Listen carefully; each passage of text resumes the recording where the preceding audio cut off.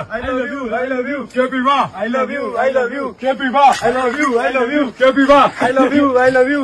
नमस्कार है, नमस्कार हजुर। नमस्ते। हामी त भोट माग्न आएको। अनि हजुरको परिचय नि? म महेश बस्नेत। मायाले केपी ओलीको गुगल लिडो भन्दा पनि हुन्छ। ए, अनि तपाईले के काम गर्नुहुन्छ त? बिहानै उठ्ने बित्तिकै एक चम्चा केपी ओलीको गु खान्छु र दिउँसो पछि मासु भाते गुण्डाहरू लिएर केपीबा वी लभ यु भन्न लगाउँछु। होइन त केटा हो? ल केपीबा I love you. I love you. केपीबा I love you. I love you. ल मैले त्यस्तो भन्न खोजे होइन, मतलब देश विकासको लागि के गर्नुहुन्छ? देश विकास त्यस्तो त हाम्रो कुनै प्लानै छैन।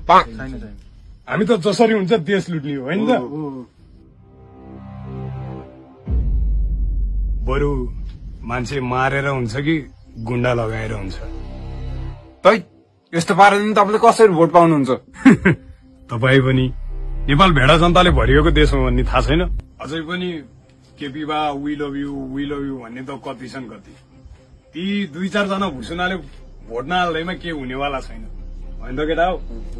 हुन त तिनलाई पनि पटाइन्छ, किनकि मनी टाक्स नि त। अब जनता पहिलाको जस्तो छैनन्, जनता बदलिसक्यो। तपाई जस्तो चोर, डाका, फटा, हत्यारा, भ्रष्टाचारीहरूलाई कोहीले भोट दिन, म त झन् कदापि दिदिन।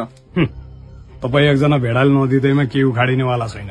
यहाँ लाखौं भेडा छन्, म अरूको घर गएर भोट मागिहाल्छु नि। तपाईको सच्चा देशभक्ति पर्नुभयो, अरू त कहाँ छन् र त्यस्ता। केटा हो केपीबा we love you केपीबा we love you यो देश नेताले गर्दा बिग्रेको होइन, भेडा जनताले नै